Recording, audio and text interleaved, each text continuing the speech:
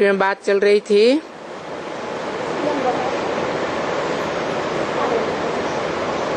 ये तो बाबा है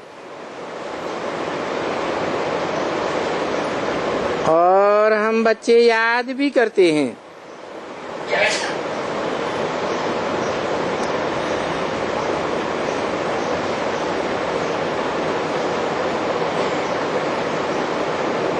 जिनको याद करते हैं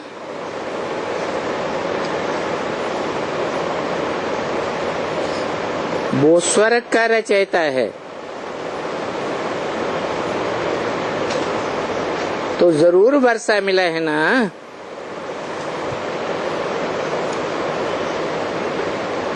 और वर्षा मिला है देवी देवताओं को।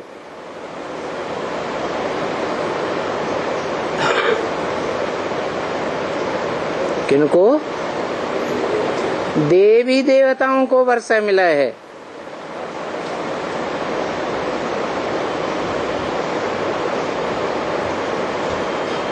तो देने वाला कौन होगा?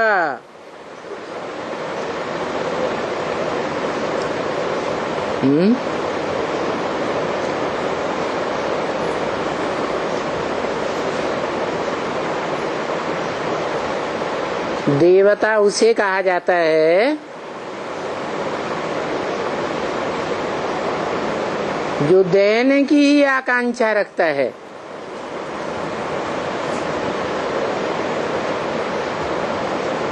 लेने की आकांक्षा नहीं रखता।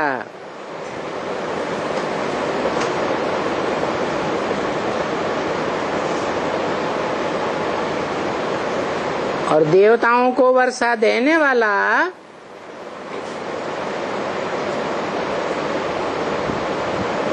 देवता होगा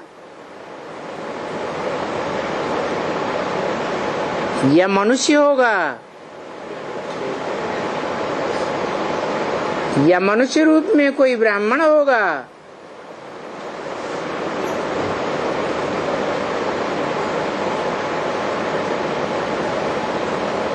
देवताएं साकार में होते हैं,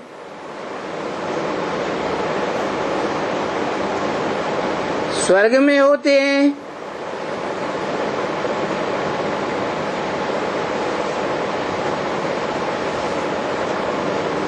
स्व माने आत्मा,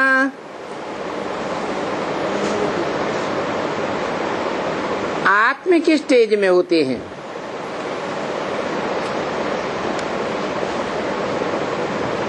तो उनको वर्षा देने वाला कैसी स्टेज में होगा?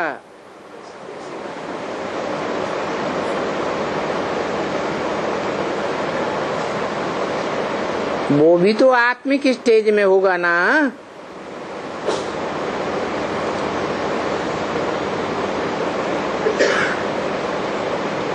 वो देवताओं को स्वर्ग का वर्षा कैसे मिला है?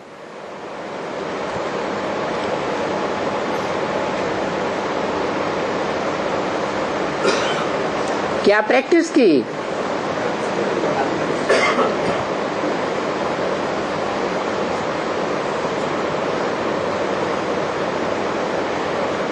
जो स्वर्ग में गए,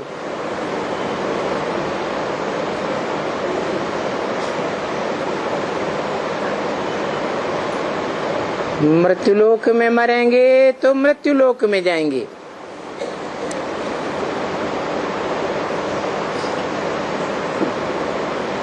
और स्वर्ग में शरीर छोड़ेंगे तो स्वर्ग में जाएंगे।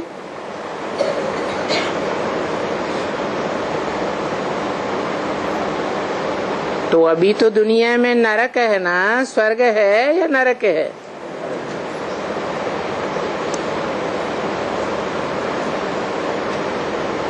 सारी दुनिया में नरक का वातावरण है, नरक का वाइब्रेशन है।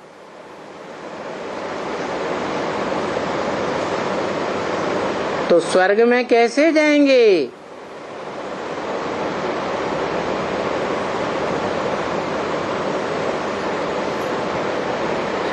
लक्ष्मी नारायण के चित्र में लक्ष्मी नारायण कौन सी दुनिया में खड़े हैं? है लक्ष्मी नारायण, उनके बच्चे नहीं, राधा कृष्ण की बात नहीं। लक्ष्मी नारायण को देखो, उनका वायुमंडल क्या है, वो कौन से वाइब्रेशन में खड़े हैं।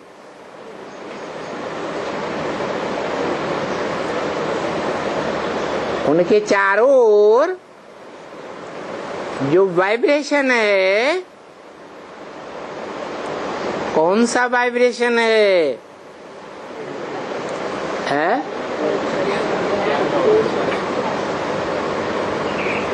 रोशनी का वाइब्रेशन है, अंधकार का वाइब्रेशन नहीं है। स्थूल रोशनी या ज्ञान की रोशनी? ज्ञान की रोशनी का सार क्या है?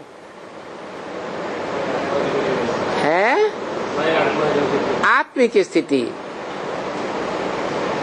निरंतर आत्मिक स्थिति होगी तो लक्ष्मी नारायण जैसा वाइब्रेशन बनेगा। उस वाइब्रेशन में शरीर छोड़ेंगे तो स्वर्ग में ही रहेंगे, स्वर्ग में ही जाएंगे।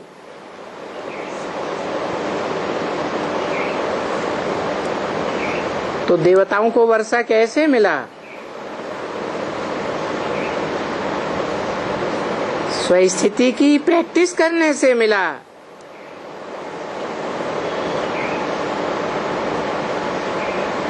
देवान की दुनिया का वाइब्रेशन छोड़ दिया,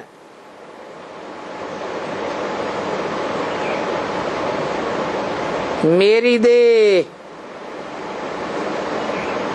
देह के संबंधी, मेरी देह के पदार्थ,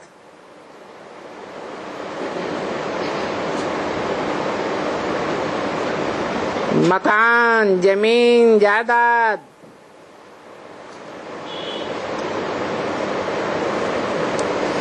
इसका मनोबुद्धि से त्याग कर दिया। नष्ट मोह।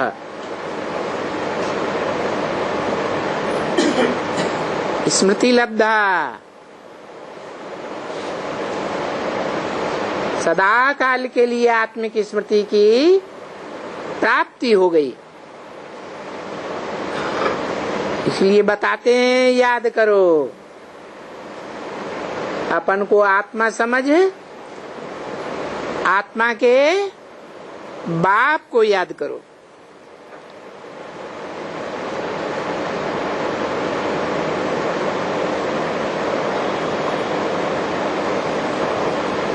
तो तुमको विकर्म विनाश हो जाएंगे।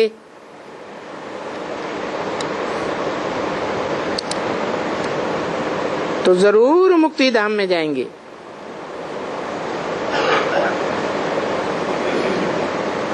पीछे ये नॉलेज को याद करते हैं तो कितना मत्था मारते हैं भक्ति मार्ग में,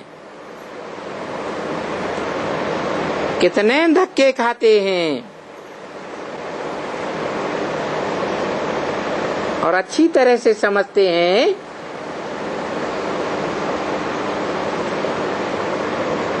कि गीता में ये पहुंची हुई बातें हैं।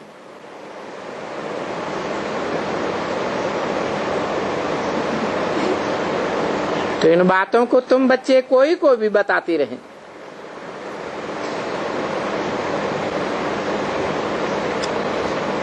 और ये बातें पिछाड़ी में खुलती हैं।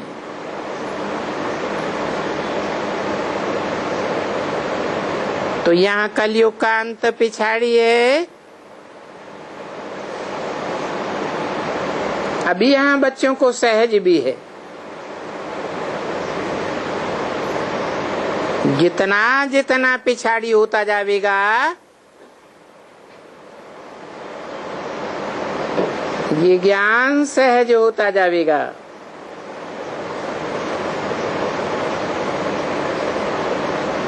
इतना सहज हो जाएगा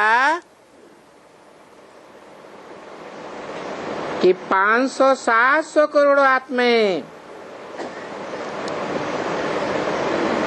जिनको मुक्ति, जीवन मुक्ति मिलनी है,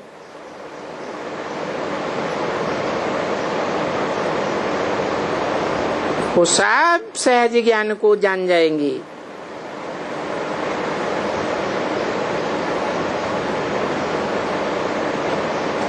क्योंकि पहले ज्ञान आता है,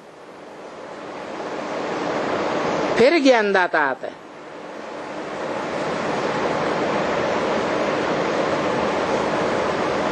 ज्ञान माने जानकारी। जानकारी बुद्धि में बैठ गई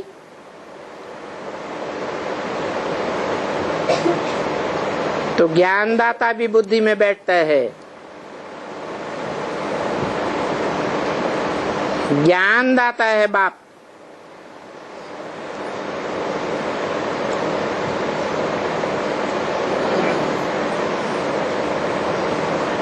जो बाप एवर प्योर है,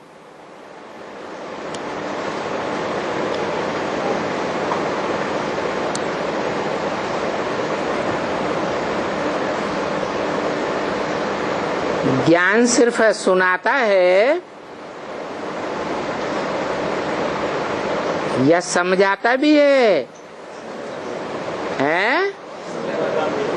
सुनाता भी है और टीचर के रूप में सुप्रीम टीचर बनकर समझाता भी है।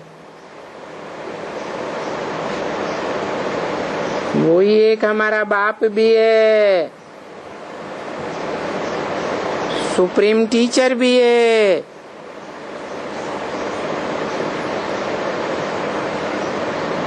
तो यहाँ बच्चों को सहज होता है।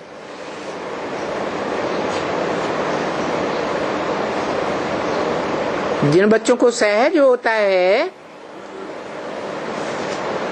वो रोज यहाँ आकर के सुनते हैं।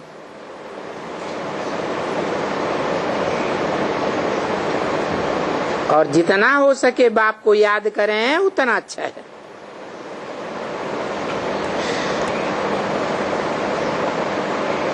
तो बाप को पहचानने के बाद टाइम वेस्ट नहीं करना चाहिए।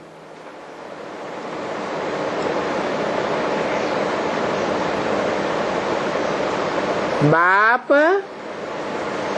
जिससे मुक्ति, जीवन मुक्ति का वर्षा मिलता है,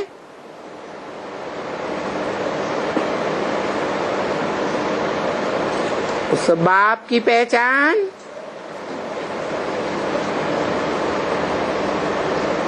निराकार आत्माओं का बाप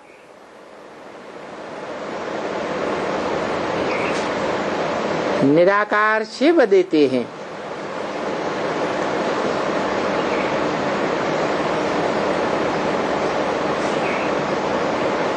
निराकार बच्चों को, आत्माओं को निराकार बाप से क्या निराकारी वर्षा चाहिए है?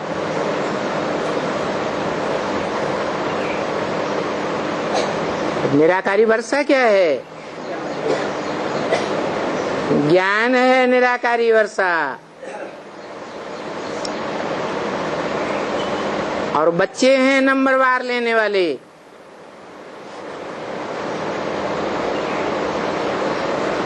जो निराकार बाप निराकारी ज्ञान का वर्षा देने वाला है, वो अखूट ज्ञान का भंडार है।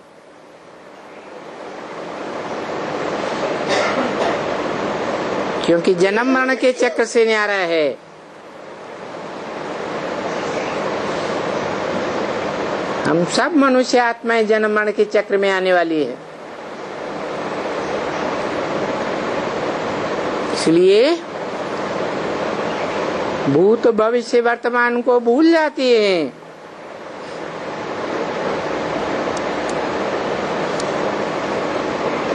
अपने बारे में भूल जाते हैं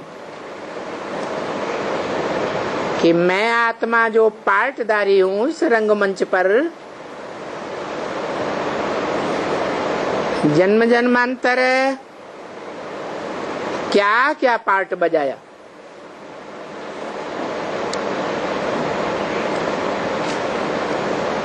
परंतु जो जन्म मरण के चक्र से न्यारा है वो तो सब जानता है।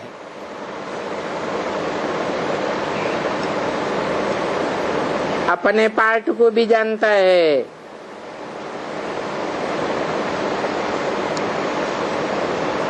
और सब पार्टधारियों के पार्ट को भी जानता है।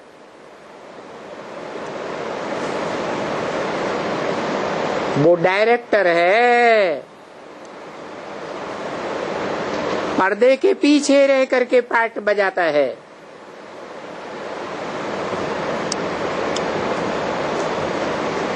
इन आंखों के सामने प्रत्यक्ष नहीं होता।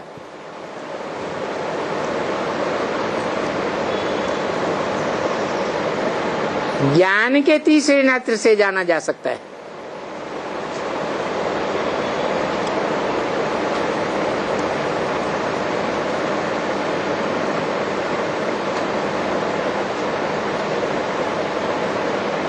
वो ज्ञान का तीसरा नेत्र देने वाला बाप उनका विरुद्ध है कि मैं जब आता हूँ इस सृष्टि रूपी रंगमंच पर तो तुम बच्चों को नंबरवार आप समान बनाकर जाता हूँ।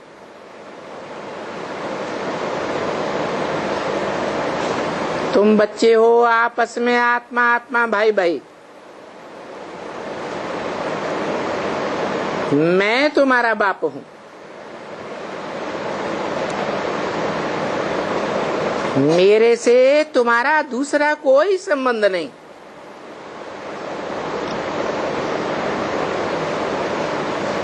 जब इस साकार सृष्टि में आता हूँ, साकार मुकर्रर मनुष्य तन में प्रवेश करता हूँ,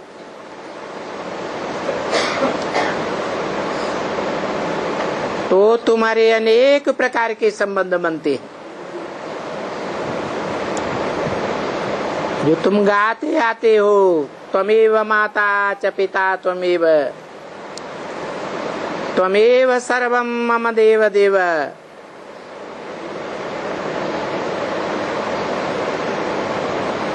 सब प्रकार के संबंध एक भगवान के साथ ही जुड़ते हैं।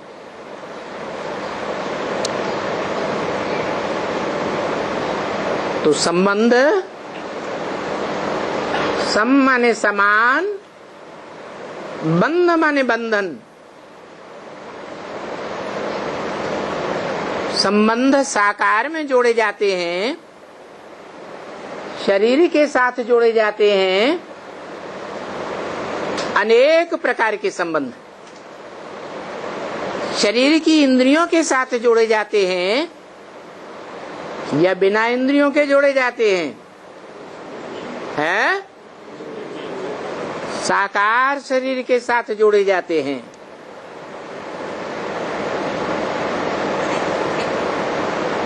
हर अलग अलग संबंध की रचना अलग अलग प्रकार की।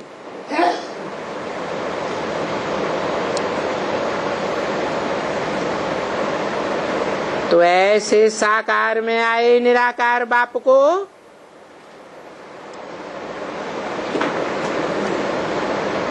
अच्छे से पहचान लेना चाहिए। टाइम वेस्ट नहीं करना चाहिए।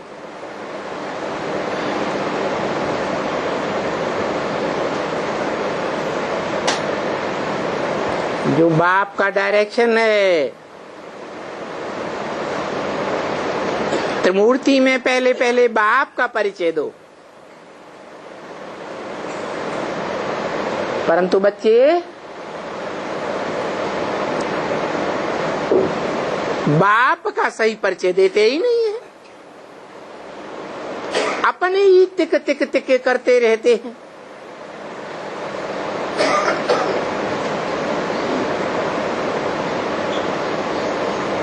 बेसिक नॉलेज के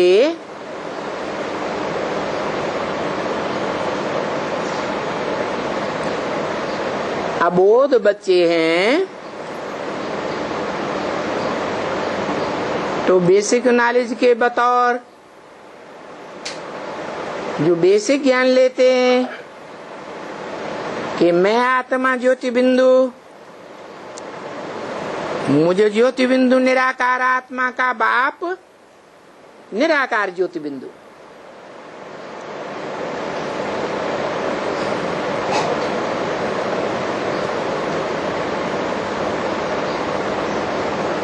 तो बस इतना ही जानते हैं कि वो निराकार ज्योति बिंदु बाप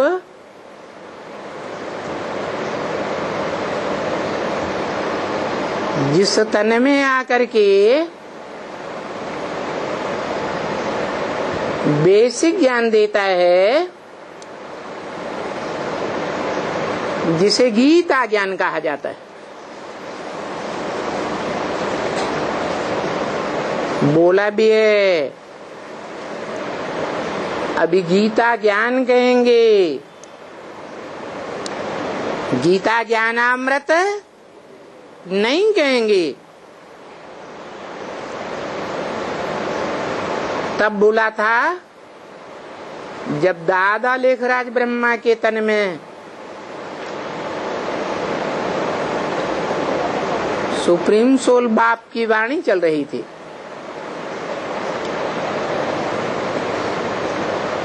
माता के रूप में,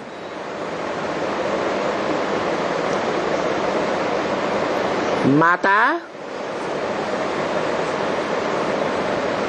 बच्चों को बेसिक नॉलेज ही देती है। बच्चे सगीर हो जाते हैं, बड़े और समझदार हो जाते हैं,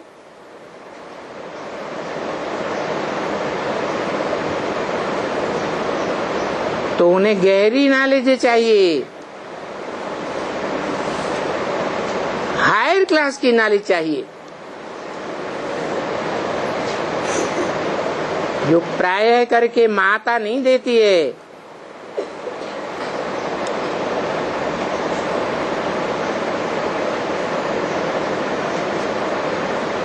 पाठशाला बदल जाती है,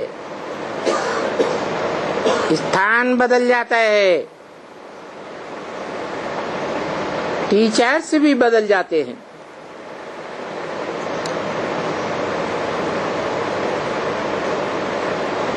और वही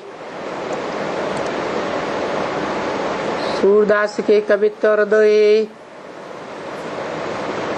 तुलसीदास की कविताएं,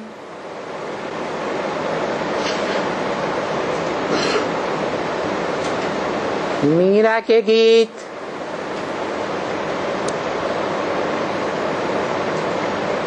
गहराई से अर्थ सहित समझाए जाते हैं।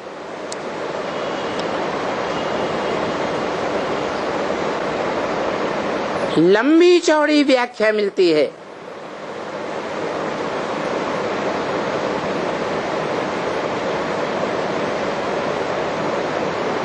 जिस पर मनन चिंतन मंथन करना पड़ता है।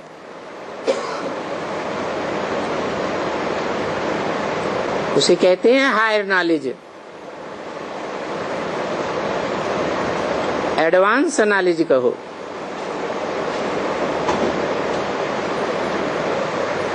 तो एडवांस ज्ञान लेने वाले बच्चों के लिए बाप की वही पहचान रहेगी जो बेसिक नॉलेज में थी। यह पहचान की व्याख्या बदल जाएगी, है पहचान बदल जाएगी।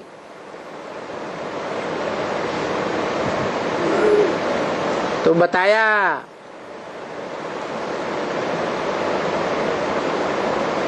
बेसिक नॉलेज में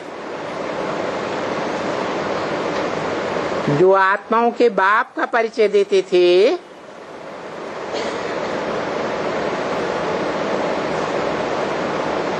वो 32 किरणों वाला चित्र सामने रख देते थे।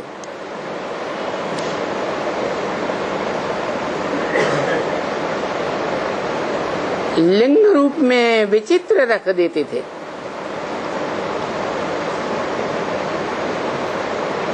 परंतु हायर नॉलेज में जा करके बच्चे जानते हैं कि चित्र तो साकार का होता है, निराकार ज्योति बिंदु का कोई चित्र नहीं होता, वो विचित्र कहा जाता है।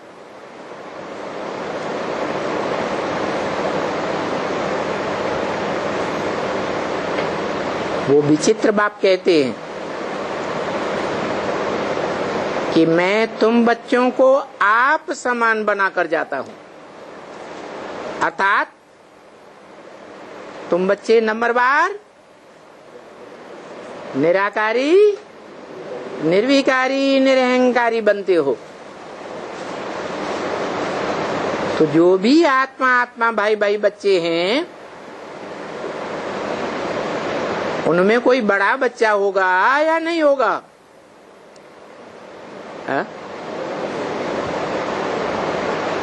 आत्मा भाई भाइयों के बीच नहीं होगा? होगा। जो परंपरा भारत में चलती आई है, हिस्ट्री में राजाओं को देखा जाए, राजाओं ने अपने कौन से बच्चे को वर्षा दिया? बड़े बच्चे को वर्षा दिया। तो ये परंपरा आत्माओं के बाप परमपिता परमात्मा से चलती है। वो जब आते हैं तो उसे षष्ठी रूपी रंगमंच में से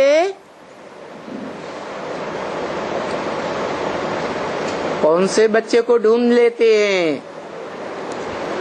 हैं? बड़े बच्चे को ढूंढ लेते हैं। उन्हें कैसे पता चलता है ये बड़ा बच्चा है?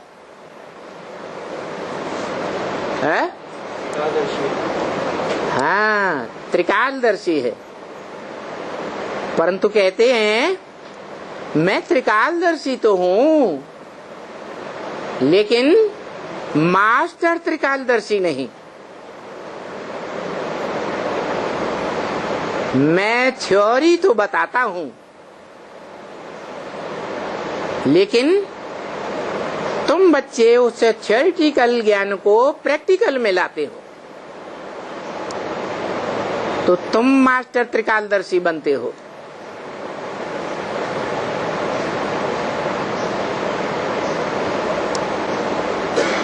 कोई बच्चा प्रैक्टिकल में फेल हो जाए और थ्योरी में अच्छा पास हो जाए, तो पास माना जाएगा या फेल माना जाएगा? है? फेल ही माना जाएगा।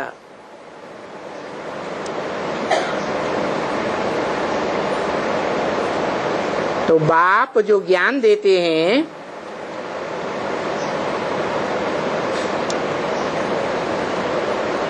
कर्म अकर्म विकर्म की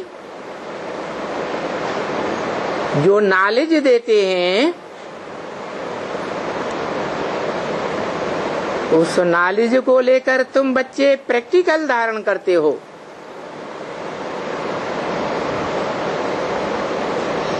जीवन में लाते हो।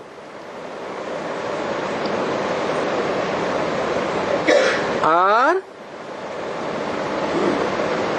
योग युक्त बनकर लाते हो।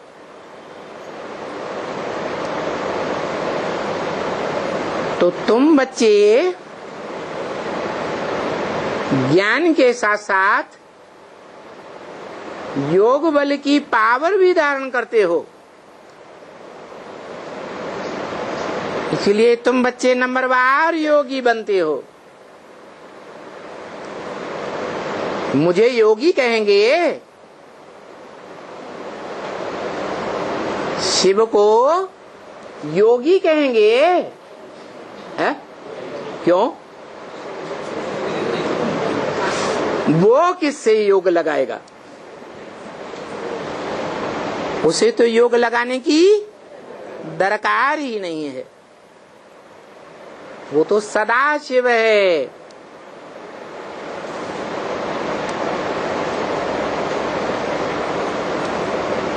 कभी अपूर्ण बनता ही नहीं।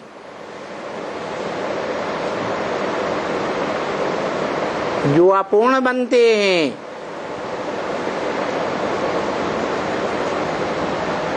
वो आत्माएं कही जाती है, क्योंकि सभी आत्माएं भोगी हैं और आत्माओं का बाप अभोक्ता है। उसको शरीर ही नहीं, शरीर की इंद्रियां ही नहीं जिनसे भोगे। न सुख भोगता है और न दुख भोगता है।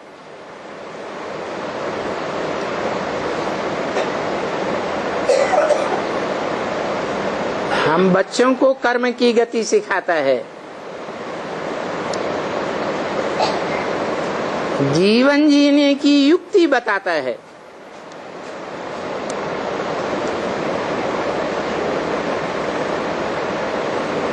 और उस युक्ति में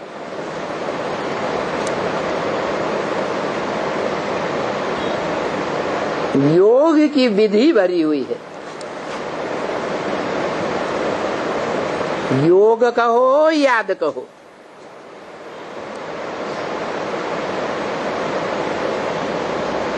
जैसे को याद करेंगे वैसे ही बनेंगे।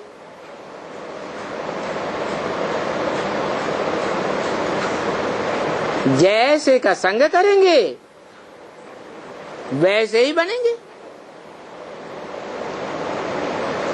चोर डकैतों का संग करेंगे तो चोर डकैत बनेंगे। साहूकारों का संग करेंगे तो साहूकार बनेंगे।